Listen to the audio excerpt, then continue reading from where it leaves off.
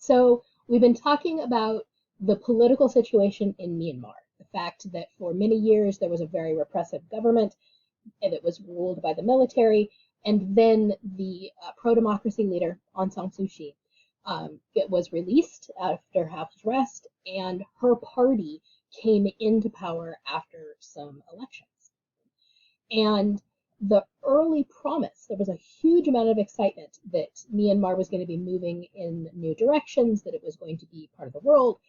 World leaders from all over came and visited and encouraged what was going on.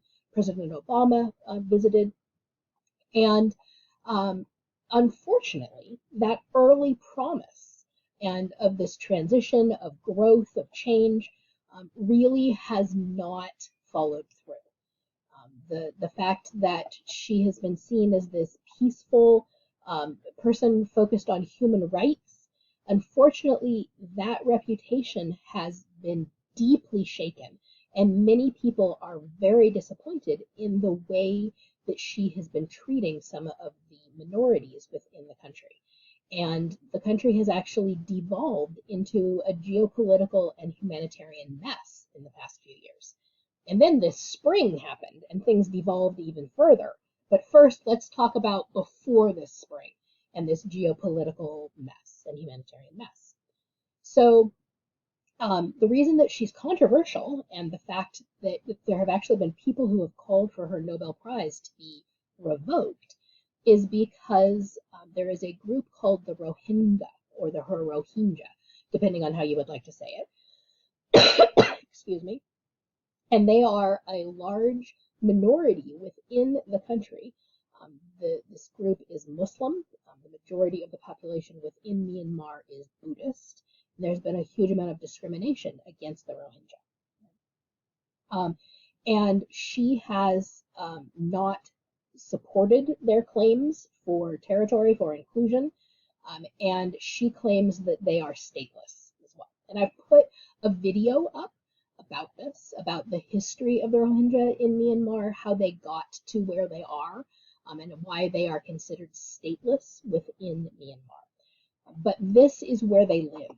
Okay? So they live in Rakhine State, Rakhine State, here in the western part of Myanmar, right by Bangladesh, which is important because, again, this is a Muslim minority.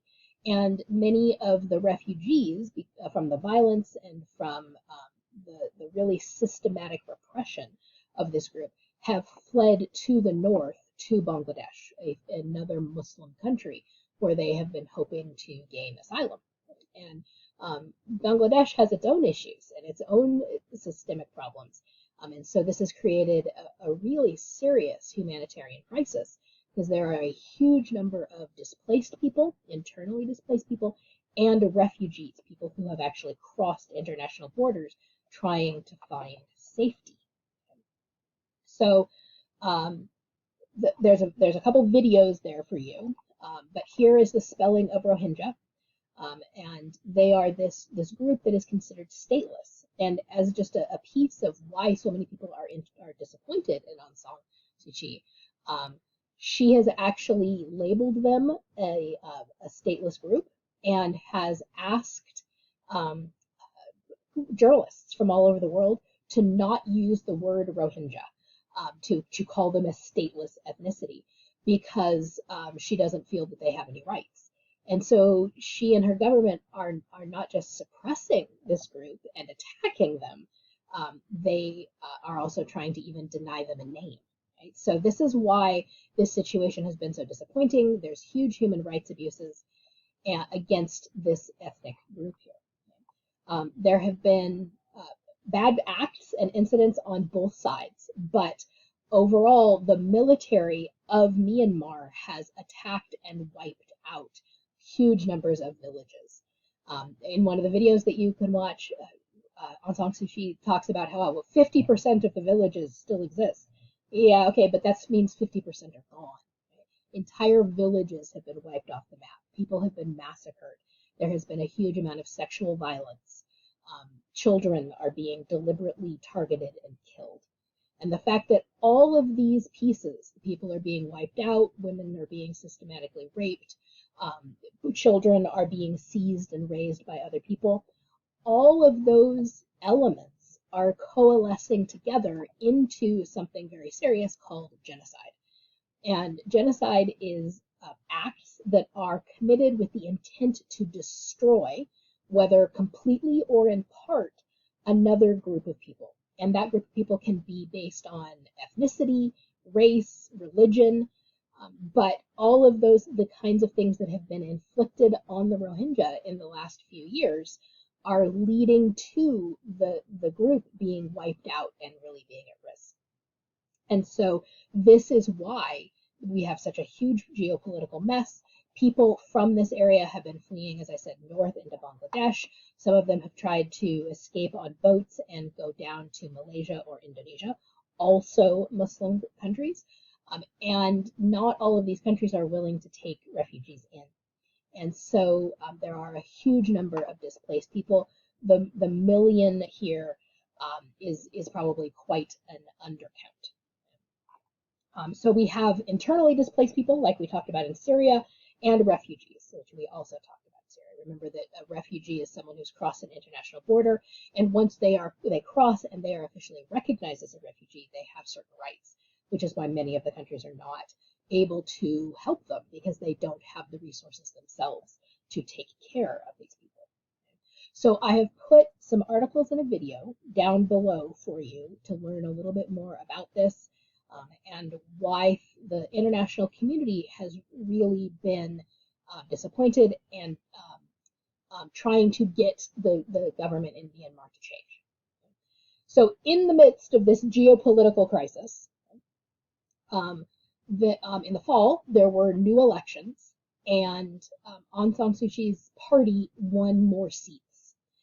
It was pretty much a landslide and a denunciation of the military regime because they have retained some power. The way that they wrote the Constitution very much favors them, that they get to remain and have seats in the government. And immediately the military said that the election was corrupt, and they started contesting it. Despite the fact that there's apparently no evidence that things were corrupt, the military has continued to claim that. And then in February, we had another change. The military, the junta, took over again, and they enacted a curfew. They have been seizing the infrastructure and cutting off the internet, cutting off cell phone service, and they have said that this is an emergency. They have the power to claim that it is an emergency and seize control. They have arrested the president and Aung San Suu Kyi and several other leaders and are holding them and holding secret trials on charges like having things like walkie-talkies and other equipment from other countries. Why that's illegal is not clear, but that's what they're charged with. And they're charged with things like public health violations for having a gathering during the epidemic, right? For COVID-19. So there's these trumped up charges. They're being held. They haven't been seen in quite a while. There's secret trials going on, and the people are protesting. And the government is cracking down very hard on that and killing their own people. And so the military has imposed curfews. They have been firing on their own people, and hundreds of people have died. This is the leader. He was actually supposed to retire this summer, and he has several very lucrative businesses that if he had had to retire, they might have declined a bit because he wouldn't have had so much power and so much ability to put his friends in positions of power. The fact that things have shifted and that he is back fully in control, that shifts things and makes him in power longer. So that may be a piece of it too.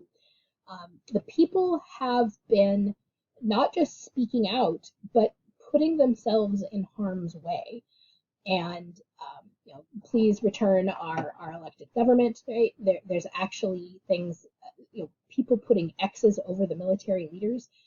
The visibility of the protests and the wide effort of these protests is unprecedented. The government, the military, continues to say that they're not doing anything wrong, right? And say that they will continue to put down any sort of form of protest. Hundreds of people have disappeared, hundreds of people have been killed. It's also turning into a regional crisis because people are trying to get out and to get to safety, to escape this new level of repression. People are trying to cross into India's border, and India is not interested in taking them. There have also been people who tried to get into Thailand, right? The two countries that have the most border. India is on the west and Thailand is on the east. Both countries are not interested in getting involved or accepting refugees, so that's making things tense and making things worse. China has always had pretty close ties with the military junta, and they're basically saying, not our fight, we're not getting involved. And there are a lot of economic ties with China in the north, especially where Myanmar and China share a border. And there's a lot of concerns that the local businesses that Chinese own are going to be attacked because China won't intervene and won't help. So that's what this headline is about. China is by not helping, by saying hands off, they're putting their own interests at risk, and their factories and their businesses may be at risk. So this is not just within the country, there's also ripples within the region. Another indication is that the last few days, ASEAN, which is a supranational organization of a bunch of the different countries in Southeast Asia, they met, and they've been trying to influence the military leaders to end the killings, to stop hurting their own people. The military basically said, you guys don't have any voice here. There may be some kind of deal coming, but it's not clear at the moment.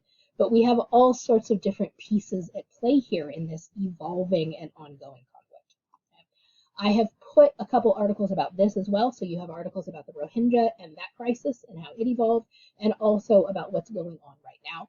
The last thing that I want you to take note of is the other article that I put up about the coup and the fact that not only are there international issues, there's some interesting things going on within the country, because there are several other ethnic groups within Myanmar besides the Rohingya who have been oppressed and who have struggled for generations.